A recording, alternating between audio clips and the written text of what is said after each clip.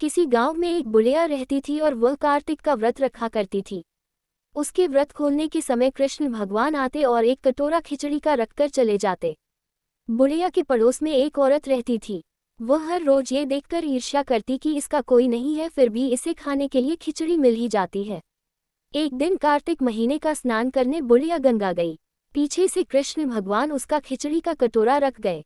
पड़ोसन ने जब खिचड़ी का कटोरा रखा देखा और देखा कि बुढ़िया नहीं है, तब वह कटोरा उठाकर घर के पिछवाड़े फेंक आई। कार्तिक स्नान के बाद बुढ़िया घर आई तो उसे खिचड़ी का कटोरा नहीं मिला और वह भूखी ही रह गई। बार बार एक ही बात कहती कि कहाँ गई मेरी खिचड़ी और कहाँ गया मेरा खिचड़ी का कटोरा।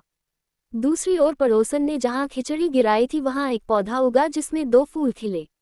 एक बार राजा उस ओर से निकला तो उसकी नज़र उन दोनों फूलों पर पड़ी और वह उन्हें तोड़कर घर ले आया। घर आने पर उसने वह फूल रानी को दिए, जिन्हें सूंघने पर रानी गर्भवती हो गई। कुछ समय बाद रानी ने 2 पुत्रों को जन्म दिया। वह दोनों जब बड़े हो गए तब वह किसी से भी बोलते नहीं थे, लेकिन जब वह दोनों शिकार पर जाते तब रास्ते में उन्हें वही बुढ़िया मिलती जो अभी भी यही कहती कि कहाँ गई मेरी खिचड़ी और कहाँ गया मेरा कटोरा। बुढ़िया की बात सुनकर वह दोनों कहते कि हम हैं तेरी खिचड़ी और हम हैं तेरा बेला। हर बार जब भी वह शिकार पर जाते तो बुढ़िया यही बात कहती और वह दोनों वही उत्तर देते। एक बार राजा के कानों में यह बात पड़ गई। उसे आश्चर्य हुआ कि दोनों लड़के किसी से नहीं बोलते, तब ये बुढ़िया से कैसे बात करते हैं।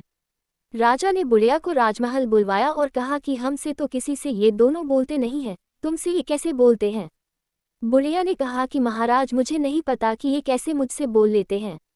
मैं तो कार्तिक का व्रत करती थी और कृष्ण भगवान मुझे खिचड़ी का बेला भरकर दे जाते थे। एक दिन मैं स्नान करके वापस आई तो मुझे वह खिचड़ी नहीं मिली।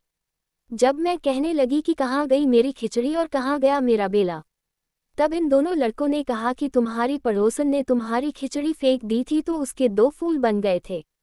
वह फूल राजा तोड़कर ले गया और रानी ने सूंघा तो हम 2 लड़कों का जन्म हुआ। हमें भगवान ने ही तुम्हारे लिए भेजा है। सारी बात सुनकर राजा ने बुढ़िया को महल में ही रहने को कहा। हे कार्तिक महाराज, जैसे आपने बुढ़िया की बात सुनी वैसे ही आपका व्रत करने वालों की भी सुनना।